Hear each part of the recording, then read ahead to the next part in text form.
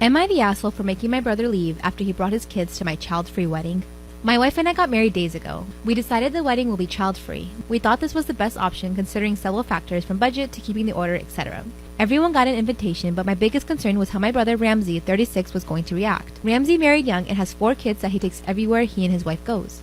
They're always there at every family event. The kids are grade A hyperactive to say the least. I gave Ramsey the invitation in person and he read it out loud in a sarcastic tone and then said, "Child free, huh?" I nodded and he got somewhat mad saying, "Are you serious? But my children have never been excluded from any big or small event, let alone their own uncle's wedding." I said sorry, but it's already been decided and everyone had to follow the rules, not just him. He started off for a minute and then to my surprise he said, "I totally get it, man. No children means no children. No worries." I was glad he didn't start an argument over it and seemed to accept the rule. The day of the wedding came and Ramsey and his wife didn't show up until shortly before the ceremony began. My best man noticed that Ramsey had arrived and had all his kids with him.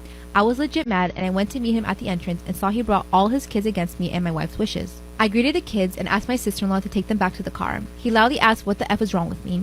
I asked why he brought his kids and who said it was okay.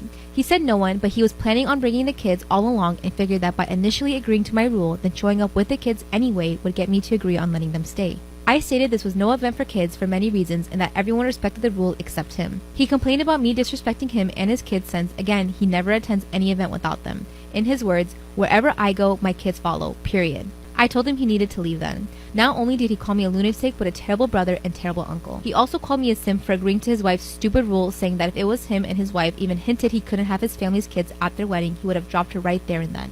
It was humiliating and loud enough for the guests to notice. My in-laws did too. I told him to leave and that's when my mom and aunt tried to convince me to let it go and let them stay, but I refused and had him leave after a massive argument between us. To say that I felt absolutely shitty is an understatement. Everyone gave me grief ever since that incident and are siding with Ramsey, saying I wronged him and acted cold towards him and his kids when they showed up to celebrate me and my wife.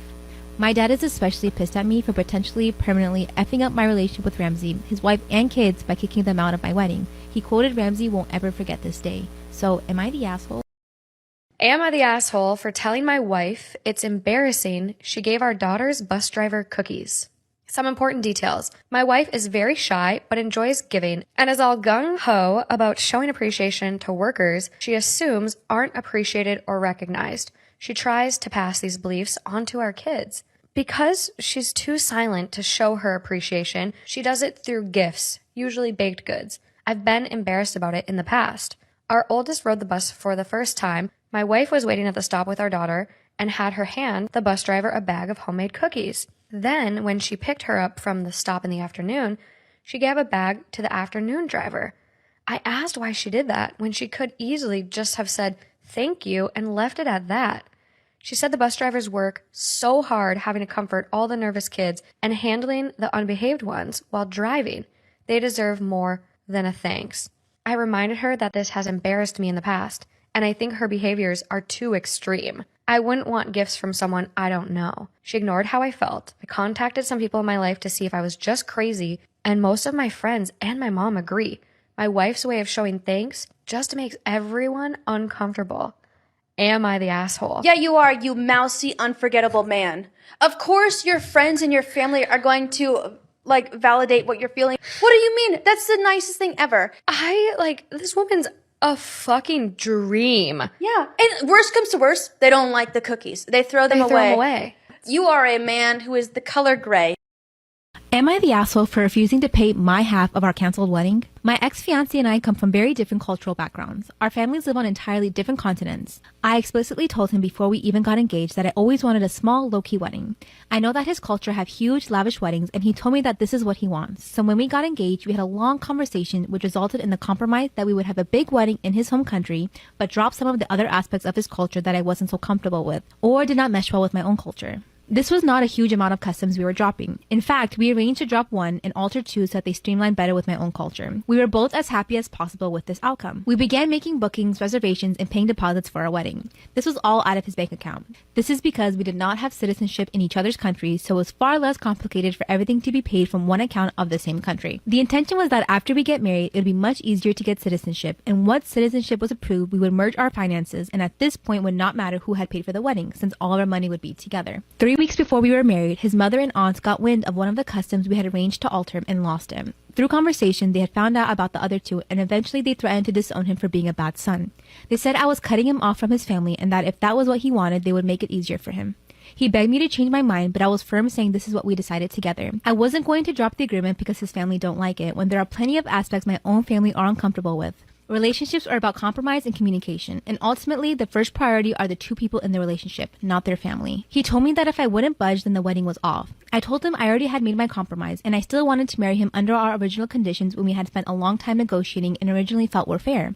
He said he had changed his mind and did not want to marry me. After a few weeks, he contacted me asking me to pay him back for half the money he was unable to get back from the deposits we paid. Since it was so close to the planned date that we canceled, it was not a small amount of money. However, since he was the one who called off the wedding, and even at this point, I would still marry him if we were able to honor our original agreement, I don't think I'm obliged to pay. I told him this and he's very unhappy because he believed that it's my fault that he canceled the wedding because I'm unwilling to be flexible. So, am I the asshole for refusing to pay for my half of our canceled wedding?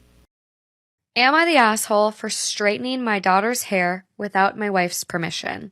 I, male 32, have a 4-year-old daughter. Let's call her Gracie. Gracie is half black, her mother, female 31, being African American.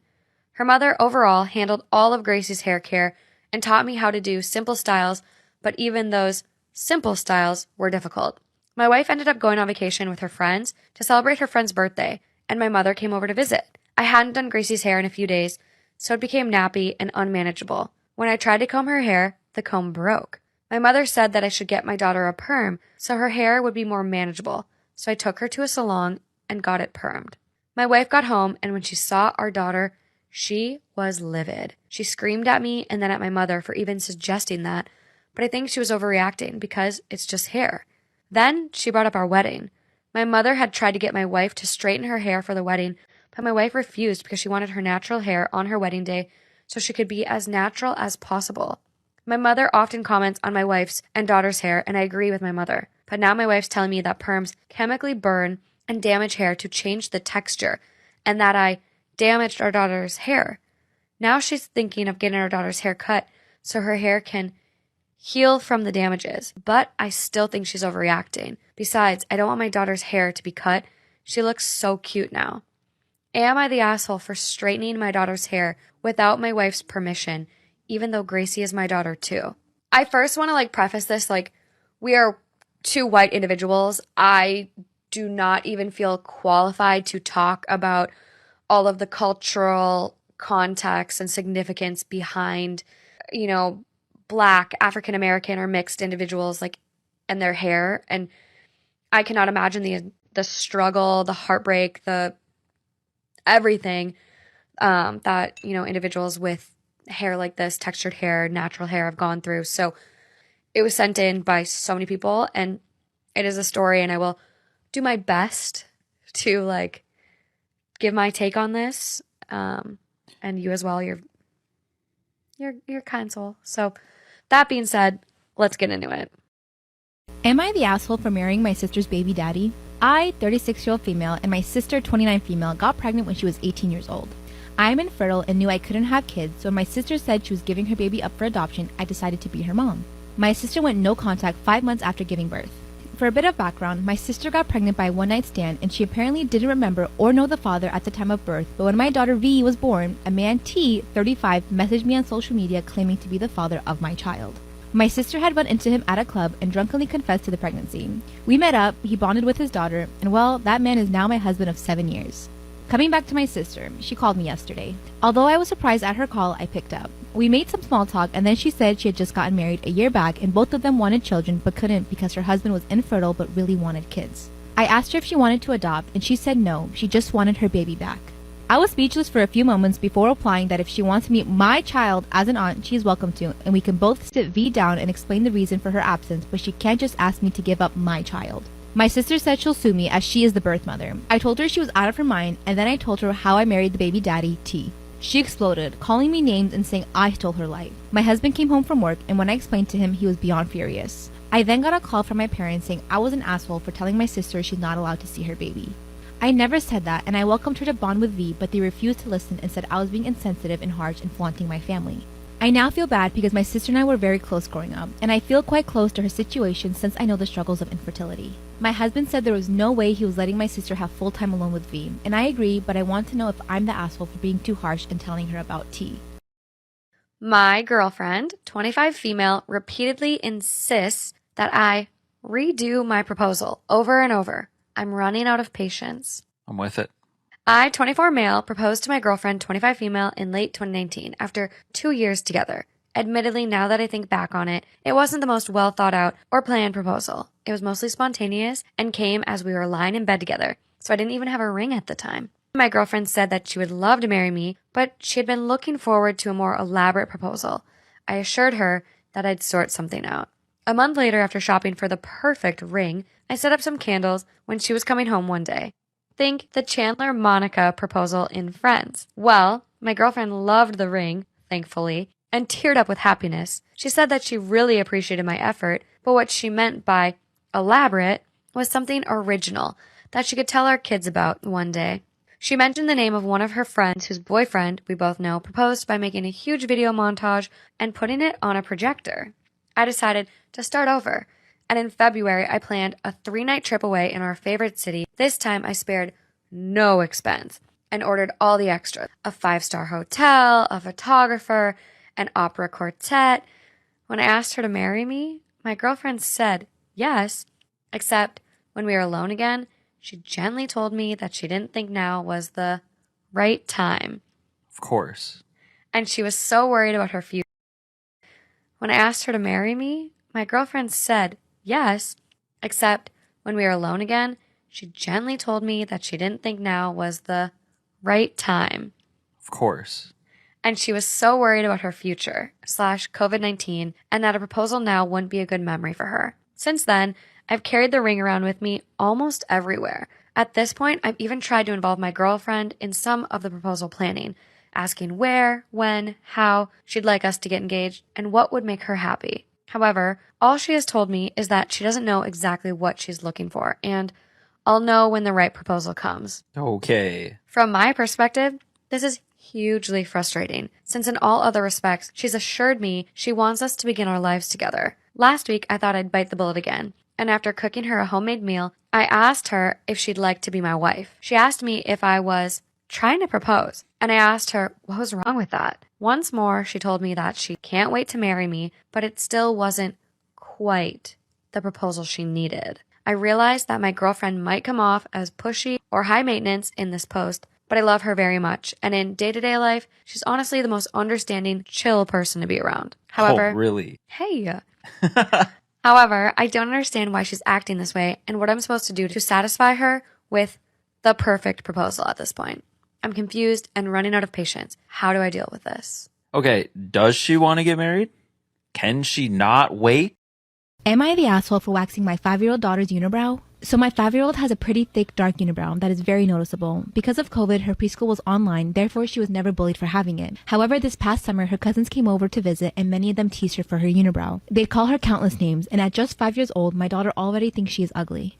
It breaks my heart because nobody, let alone a 5-year-old, should think they are ugly. I reassure my daughter she's beautiful and not to listen to her cousins, but my daughter still believes she is ugly. In a week, she is starting kindergarten, and I really do not want the bullying to get worse there. So yesterday, I took it in my hands to wax her unibrow. I didn't shape them or anything, just waxed the middle off to get rid of her unibrow. My daughter was elated, looking in the mirror and calling herself so pretty. It warmed my heart to see her so confident in herself, but I made sure to remind her she was beautiful both ways. When my husband came home, my daughter was so excited to show him her eyebrows. In front of her, he called her beautiful, but after she left, we had a huge fight. He said it was horrible of me to be subjecting my 5-year-old daughter to beauty standards. And at such a young age, I'm pushing it on her instead of telling her she is beautiful the way she is. And no 5-year-old should be waxing their eyebrows, and I'm pushing the mentality that she's only beautiful without her unibrow. And that my daughter is too young to know what she even wants, and she should have been able to make her decision to wax it off when she is old enough. I truly understand all the points he has made. However, my daughter has told me she wants to get rid of her unibrow, and I didn't want her to grow up with the bullying and teasing and blame me because I could have prevented it. So am I the asshole for waxing her unibrow? Story time of how I found out my boyfriend was cheating on me with my cousin. My boyfriend and I had been together for 2.5 years. His family loved me and my family loved him and they expected us to get married. Well, last year when COVID started, we were actually in different countries, so we didn't see each other for 3 months. During those 3 months, we FaceTimed 4 times a day, and we were always texting. He happened to be quarantining in our hometown, so both of our families were in the same place. I was quarantined in a different country. One day, my cousin calls me and tells me that she met a really nice guy on a dating website. I was so happy for her because she had had bad luck with guys. Every single week, her and I would catch up on the phone and she would tell me how much she liked this guy, and how amazing their dates were, and how amazing he was in bed, how sweet and considerate he was. I couldn't be happier for her. Well, when I finally get back home, my boyfriend is super distant and cold. So naturally, I called my cousin and complained. She told me to give him space. She said I should just leave him alone. And so like an idiot, I did leave him alone. One day, my cousin calls me and tells me to come over for dinner. When I got there, my boyfriend's car was parked in her garage. I thought it was just her nice way of trying to get us to talk. I walk in and catch them doing the dirty on the couch. Come back for part 2. So I walk in on my cousin and my boyfriend doing the dirty on her couch. They quickly get up from the couch and get dressed. Of course, by that time, I'm in hysterics. I'm crying and yelling. My boyfriend instantly got on his knees and begged me for forgiveness. I went up to my cousin and I punched her right in the face. She wasn't expecting that. And I said, well, this is the guy that you've been dating, isn't it? She said yes, and that she was just trying to find the best way to tell me. And so she just thought the best way to tell me was to get me to walk in on her and him doing the dirty. I punched her again. My boyfriend came to her rescue though. Instantly went into hero mode, which made me even angrier, so I punched him too. I stormed out of her house and went back to my house. Well, I told my parents everything. And my dad went over to my uncle's house, my cousin's dad, and he told him everything. She was about to turn 19, so he took away her phone and her car. And I get a phone call from Part 3. So my lying, cheating ex calls me and explains to me why he actually slept with my cousin. He said that he was so lonely and that he didn't know what to do, and that the closest thing to me he could find was my cousin. Right, as if that was any comfort to me. He said I should be grateful that I didn't cheat with someone else. I told him he had totally betrayed my trust and that I could never ever trust him again. And then he confessed that she was pregnant and that his parents wanted them to get married. He said he just wanted to give me a heads up. Then he said that we could still be together but just not tell anyone, so basically he wanted me to be his side piece. I couldn't believe the words that were coming out of his mouth. It was like I didn't know this man. Guess what I did? I recorded the entire conversation. So I went straight to my cousin and I let her listen to it. She was so shocked. She couldn't believe that he would offer to have me as a side chick. Well, I also let my uncle listen to it. He went to my ex's house and beat him up. Honestly, that made me sad, but he deserved it. They now have a baby and he's gained 50 pounds. Trust your instincts, girl, and always record your conversations. Also, how cute are my nails? Story time about how I caught my husband cheating on me with a neighbor. My husband is a really rich guy. Disclaimer, this is not my story time. I first met my husband when I was 20 years old and he was 10 years older than me. He was basically my sugar daddy. Once I graduated college, he asked me to work at his company. I did all of the marketing. But eventually we wanted to have kids, so we decided to move to a bigger house. We ended up moving to a really secluded neighborhood with lots of rich families. One of our neighbors owned a yoga studio. There was also a young couple living across the street from us and they were also business owners. It was the perfect situation until I noticed that my husband was paying less and less attention to me. Well, I didn't hesitate to ask him why. He denied it and said that I was making things up in my head. So I installed an app in his phone that would send all of his text messages and emails straight to my phone. And guess what I saw? Text messages between him and the neighbor who owned the yoga studio. She was 10 years older than my husband, so I never saw it coming. I started collecting all the evidence into folders, pictures, and text messages. I wanted to catch him in the act. So one day I said I was going to a spa for the entire day. Part 2 is up.